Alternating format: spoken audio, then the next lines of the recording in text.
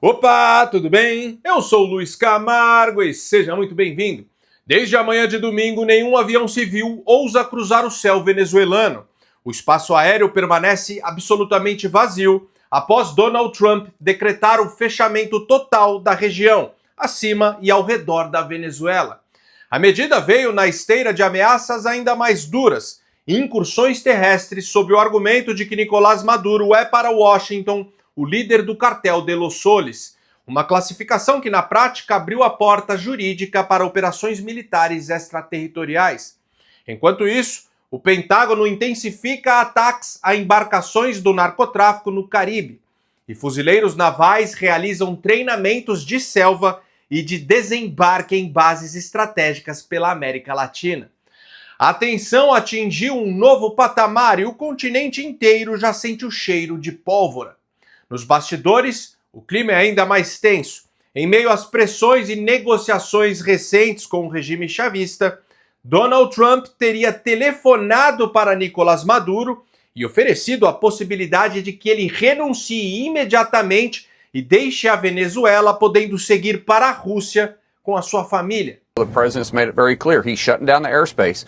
And by the way, we gave Maduro an opportunity to leave. We've said he could leave and go to Russia or he could go to another country. And the Venezuela people themselves have also spoken up and said they want a new leader and restore Venezuela as the country they used to be, a very prosperous country. But Maduro has absolutely ruined that country. A declaração do senador deixa ainda mais evidente que os Estados Unidos estão ampliando suas cartas na mesa para pressionar Maduro e acelerar de uma vez por todas uma saída política para a crise venezuelana. Apesar de o governo Trump não confirmar oficialmente os bastidores dessa oferta, parlamentares americanos admitem que a diplomacia norte-americana já trabalha com múltiplos cenários, todos eles voltados a isolar o regime e forçar sua queda.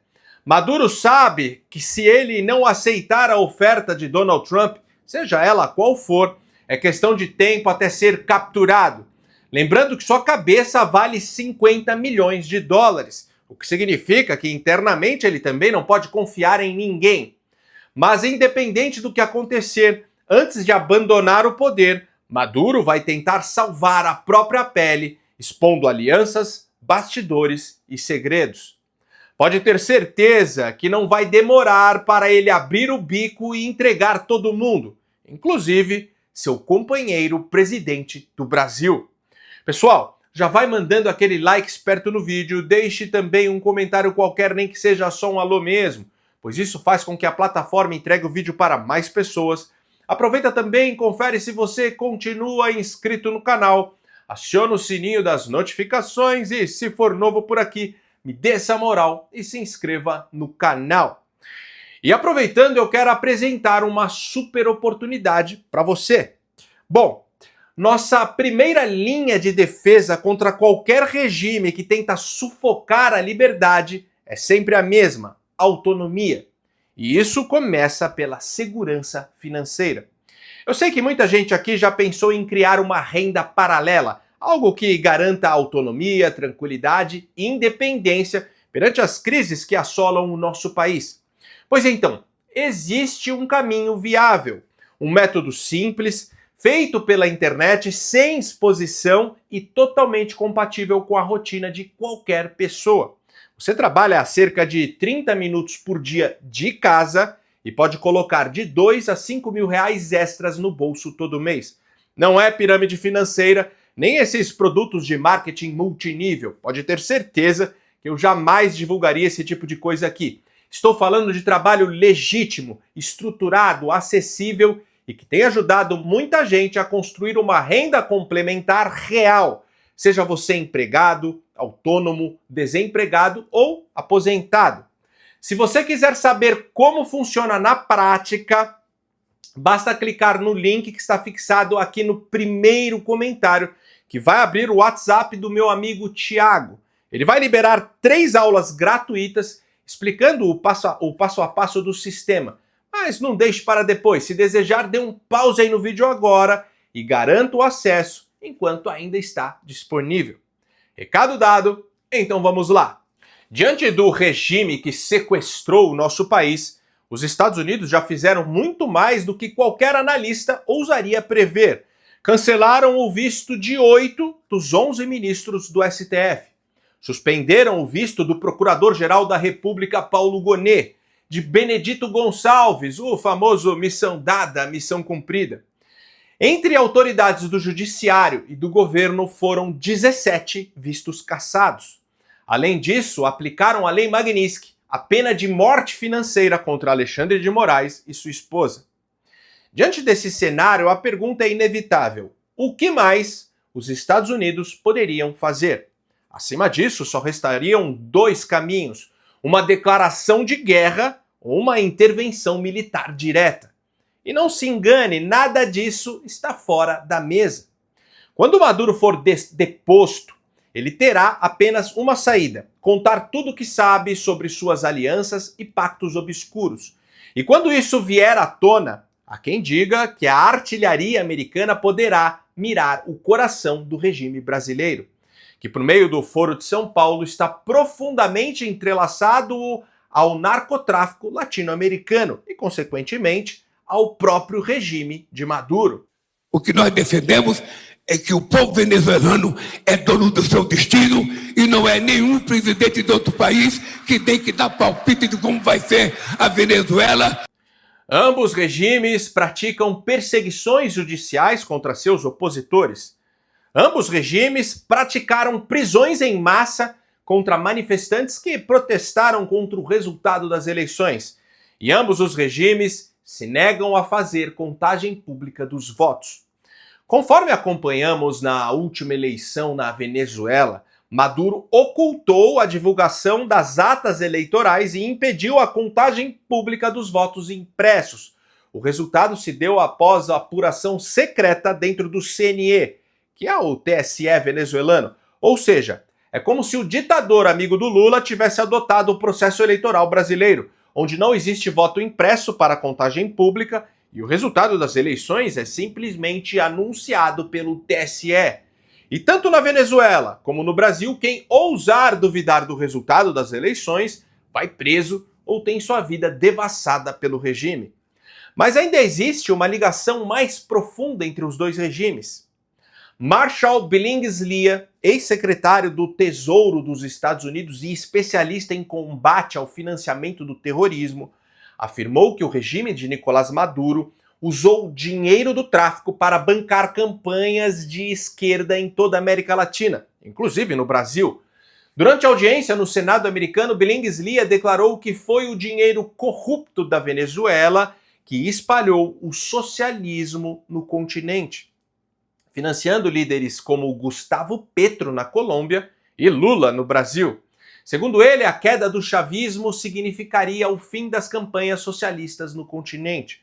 O ex-funcionário da Casa Branca também acusou Caracas de abrigar o grupo Hezbollah, oferecendo documentos falsos e rotas para o narcotráfico no hemisfério ocidental.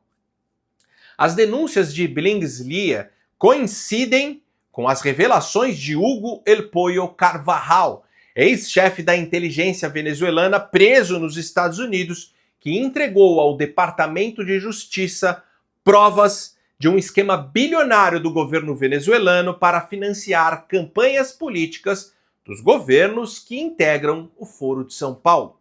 Bom, o que temos que entender é que a escolha de Maria Corina Machado para o Prêmio Nobel da Paz foi mais do que um reconhecimento. Foi o sinal verde que faltava para legitimar perante o mundo uma ofensiva contra o regime tirânico de Caracas. Corina não é apenas uma dissidente, é o rosto da resistência venezuelana, uma mulher que, mesmo proibida de concorrer às eleições, perseguida e censurada, ergueu-se como símbolo global da luta pela liberdade, pela democracia e pelos direitos humanos. Ao dedicar o prêmio ao presidente americano, transformou o gesto em um recado político de proporções sísmicas. E o paralelo é inevitável. No Brasil, onde vigora um regime cada vez mais semelhante ao venezuelano, a principal liderança da oposição viveu o mesmo roteiro de Corina, censura, inelegibilidade e prisão. Bolsonaro foi silenciado, impedido de disputar as próximas eleições e hoje está encarcerado de forma abertamente ilegal. Em outubro, o The New York Times revelou que as operações da CIA poderiam incluir ações letais e outras iniciativas de inteligência direcionadas ao governo venezuelano. Quando perguntado se Maduro seria um alvo direto, Trump respondeu: Does the CIA have authority to take out Maduro? Oh, I don't want to answer a question like that. That's a ridiculous question for me to be given. Not really a ridiculous question, but wouldn't it be a ridiculous question for me to answer? But I think Venezuela is feeling heat, but I think a lot of other countries are feeling heat too. Abre aspas. Essa seria uma pergunta ridícula para eu responder, mas acho que a Venezuela está sentindo a pressão e outros países também. Fecha aspas. Outros países também. Essa frase ecoa como um aviso. Antes de chegar nesse ponto, a Venezuela também sofreu tarifas comerciais, embargos econômicos, assim como foram sancionados todos os personagens que orbitam no entorno de Maduro. Mas nada fez o ditador recuar. Agora a narcoditadura que domina o país está à beira do colapso, sob o peso da pressão militar americana. É preciso compreender o que está em jogo. As ditaduras latino-americanas atuais se sustentam nos tentáculos do narcotráfico. Hoje, Colômbia, México e Venezuela estão entre os maiores produtores de drogas do planeta, especialmente de pó, e cerca de 80% do que sai dessas regiões passa pelo Brasil, que opera aí como um hub de distribuição global. Nas Américas foram justamente os governos brasileiro, colombiano e mexicano que ano passado não reconheceram a fraude eleitoral ocorrida na Venezuela, que manteve no poder a ditadura sanguinária de Nicolás Maduro. Ditadura essa financiada com dinheiro do narcotráfico. Vale lembrar que no início do ano, o governo americano tentou classificar o PCC e o Comando Vermelho no Brasil como organizações terroristas, justamente para, diante da comunidade internacional, ter carta branca para combater essas facções. Mas Lula, fiel à sua cartilha ideológica, recusou. Preferiu manter o país refém do terror. Agora veja o que a presidente socialista do México, Claudia Sheinbaum, declarou sobre o combate ao narcotráfico. Regresar a la guerra contra el narco no es opción. No es opción. Primero, porque está fuera del marco de la ley. Todos estos de la derecha que se llenan la boca de las palabras Estado de Derecho y defienden la guerra contra el narco, pues la guerra contra el narco está fuera de la ley, porque como lo dije o lo he dicho en varias ocasiones, es permiso para matar, sin ningún juicio. Y eso en México nadie o muy poquitos están de acuerdo. Está fuera del marco de la ley. Y segundo, no sirvió de nada más que para aumentar los homicidios en México y el nivel de violencia. Entonces, estos llamados autoritarios, porque son autoritarios, es ir hacia el fascismo. Declarar guerra aos cartéis seria ilegal e fascista. Afinal, segundo ela, isso violaria os direitos dos próprios narcotraficantes. Trump rebateu essa declaração dizendo que o governo mexicano está amedrontado e que os cartéis exercem um controle tremendo sobre o país. Sheinbaum respondeu colocando a culpa nos Estados Unidos, dizendo que o problema está no consumidor americano de drogas. Percebe como é a mesma cantilena? A culpa é das vítimas, não dos bandidos. Exatamente o discurso de Lula, Petro, Boric, Ortega, Gilmar, Lewandowski e Moraes, todos unidos por uma curiosa empatia com o narcotráfico. Agora preste atenção nesse vídeo do Eduardo Bolsonaro. Mas em pouquíssimos dias, o segundo maior grupo narcoterrorista do Brasil, Comando Vermelho, conseguiu ingressar com uma ação na OEA. Deu uma reunião com o homem mais importante do Brasil, Alexandre de Moraes, que depois de desmascarado pela imprensa, voltou atrás e cancelou a reunião. Conseguiu mandar um projeto que apelidaram de PEC da Segurança, vindo de Lula, enviando para o Congresso, prevendo figuras como o tráfico privilegiado, que no final das contas ia soltar muitos desses bandidos da cadeia caso fosse aprovado. Ainda conseguiu emplacar a possibilidade de garantir a bolsa tráfico para ajudar os anjinhos que morreram com arma na mão. Armas essas, inclusive, que foram apreendidas com o logo do governo da Venezuela. No meio disso tudo, gente, tem muita lavagem de dinheiro, tem muito peixe grande se dando bem, tem muito dinheiro indo para político através de caixa 2, como Marcos Valério denunciou no passado. E fluxo monetário passa pelo controle dos Estados Unidos.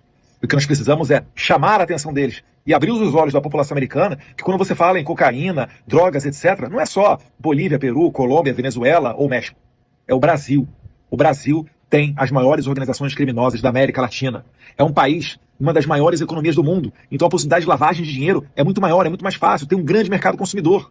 E de São Paulo, por exemplo, Guarulhos é o aeroporto do mundo que mais apreende cocaína. Nós temos que fazer essas parcerias, porque a esquerda ela é muito bem conectada. Vale lembrar, quando Lula se encontrou com Trump, no pouquíssimo tempo que tiveram, uma das pautas foi Lula defendendo a Venezuela. E agora mais aberto do que nunca, inclusive contando com um obrigado, com um agradecimento de Nicolás Maduro. Pode ter certeza que nós vamos aqui trabalhar essa pauta.